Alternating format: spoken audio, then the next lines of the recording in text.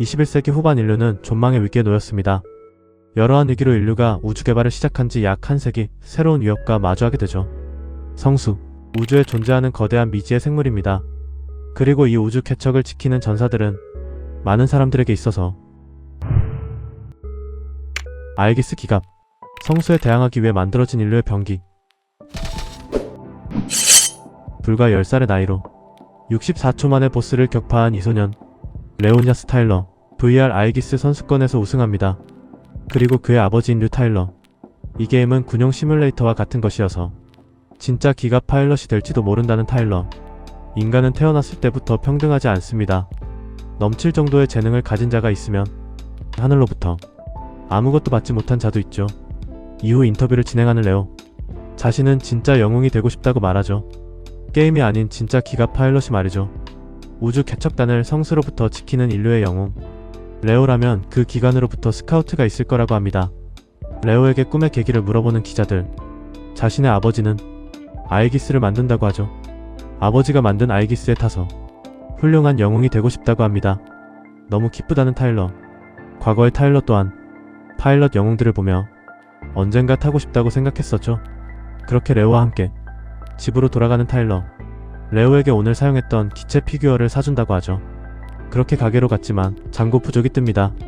$30가 부족하다고 하죠. 자신이 한심하다는 타일러. 그때 레오는 다른 걸 사달라고 하죠.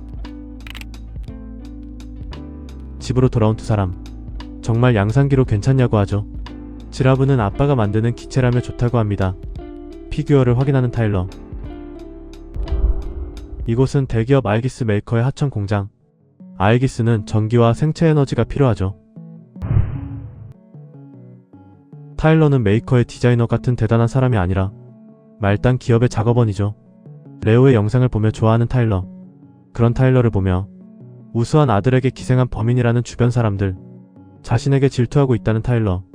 하지만 동료도 조금 걱정이라고 하죠. 언젠가 자식이랑 떨어져야 한다고 합니다.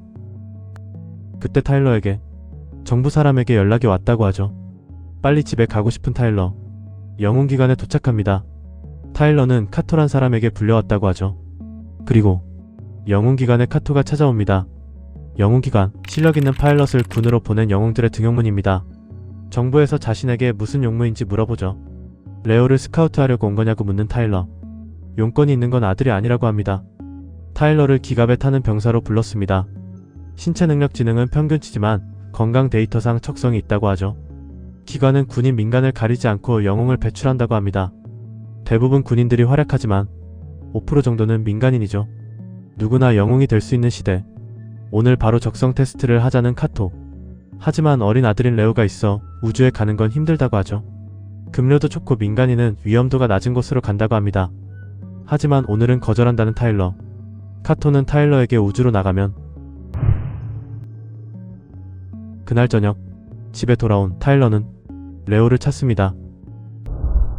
기갑에 대해서 연구 중인 레오. 레오는 지라브에 대해 알아보는 중이라고 하죠. 둘은 같이 저녁을 먹습니다.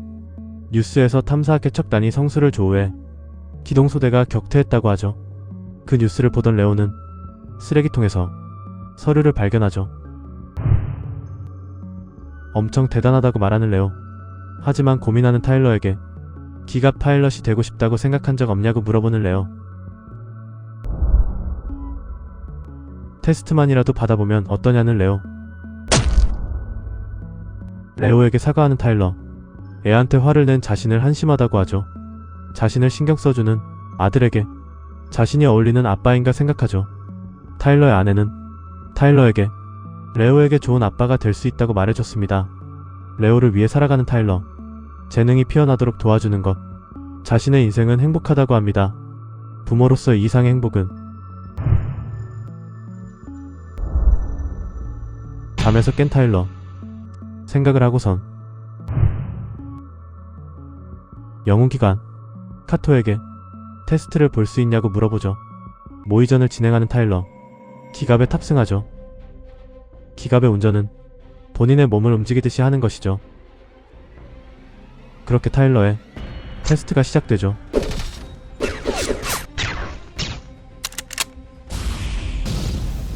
출력이 부족하다는 카토. 라이플은 생명에너지로 출력이 변화한다고 하죠. 정신이 고양되는 일을 생각하라고 합니다.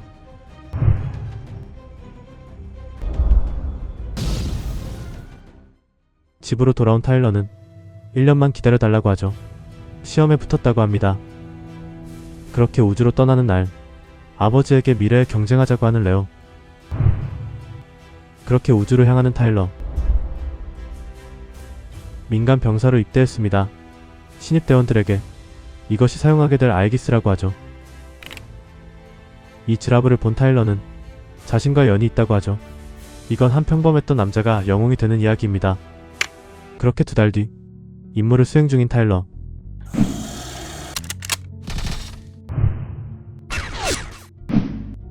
탄약이 다 나가서 물리 공격을 합니다. 한 마리 놓쳐버리죠. 일단 귀환한다고 합니다. 이곳은 86개척단 오죽은 전성기지. 탄약 보급을 해달라는 타일러. 보급은 아직 멀었다며 메이스로 버티라고 하죠. 무기 탄약이 없어도 어떻게든 하는 게 파일럿이라고 합니다. 그런 타일러에게 수고했다고 말하는 인물. 오죽은 주둔 대장 게오르기 신소령입니다. 보급은 미안하다며 이걸 아들한테 선물로 주라고 하죠. 이미 레오에게 사준 피규어입니다. 기침을 하며 돌아가는 대장. 상태가 안 좋아 보인다고 말하죠. 그런 장난감에 회유당하지 말라는 남자. 타일러에게 속았다고 합니다. 우리들은 쓰다 버리는 말이라고 하죠. 위험한 구역에서는 사망자도 나온다고 합니다. 우주군은 인력이 부족해 민간인들을 모아서 노동자원으로 쓰다 버릴 심산이라고 하죠. 한 달 후에 보급선으로 지구에 돌아간다는 남자. 그때까지 하는 척하면서 살아남을 거라고 합니다. 자신은 다르다는 타일러. 포기하지 않는다고 하죠. 그렇게 계속 임무를 수행하는 타일러. 점점 지쳐갑니다. 영양제를 받으러 양호실로 가죠. 하지만 병동에는 사람이 많습니다. 약을 놓는 의사선생이 타일러에게 도와달라고 하죠. 그리고 거기서 일하고 있는 어린 소녀. 이를 도와주고 난 후에 의사선생님은 타일러에게 음식을 줍니다. 바로 고기를 주죠. 우주에서는 귀중하니까 비밀이라고 합니다. 이 아이는 선생의 딸인 밀레니아입니다. 밀레니아에게 아이기스를 좋아하냐고 물어보고선 피규어를 줍니다. 이미 같은 걸 가지고 있어서 괜찮다는 타일러. 마지막 기지에서 좋은 선물을 받았다는 선생. 지구로 돌아가는 거냐고 물어봅니다. 군함대로 전속되었다고 하죠. 왜 군의관을 하냐고 물어봅니다. 어쩌다 보니 왔다며 어디서 일을 하든 딸만 있으면 상관없다고 합니다. 그때 자리에서 일어나는 타일러. 중요한 일이 떠올랐다며 먼저 간다고 하죠. 침실에서 가족들을 봅니다. 레오는 또 대회에서 우승해서 주대표가 되었다고 하죠. 자신은 바보라고 합니다. 자신이 우주에서 활약해 떠받들어지고 싶을 뿐이라고 하죠. 어째서 가족을 두고 멀리 와버린 거냐고 합니다. 타일러는 대장을 찾아와 제대를 신청합니다. 계약금 일부 반환과 전기선도 출발해 제대는 한 달 후가 된다고 하죠. 자신은 영웅이 되기보다는 레오의 곁으로 가고 싶다고 합니다. 그때 40m짜리 성수가 출현하죠. 기지를 향해 온다고 합니다. 레이더에 걸리지 않은 걸 보면 워프형이라고 하죠. 현재 주력 부대는 다른 곳에서 토벌 중이므로 이대로면 기지가 습격당합니다. 출격을 준비하는 대장. 예전의 전투에서 얻은 상처가 낫지 않았다며 말리죠. 베테랑 파일럿인 대장에게 맡겨야 한다는 타일러. 대장은 이 약품을 쓰면 괜찮다고 합니다. 그 약은 생명에너지를 활성화하지만 싸우는 도중 죽을 수 있다고 하죠. 성수의 방향이 바뀌었다고 합니다. 목표는 1시간 전 출발한 전기선이죠. 바로 의사와 딸이 타고 있는 곳입니다. 기침을 하고 있는 대장에게 타일러가 다가옵니다.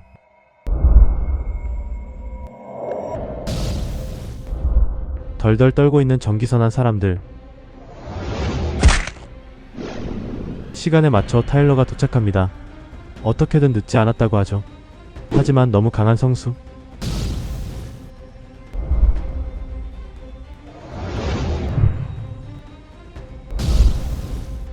이대로 가면 힘이 다한다는 타일러. 그때 대장이 빌려준 라이플이 보이죠. 코어를 맞춘다면 쓰러뜨릴 수 있다고 합니다.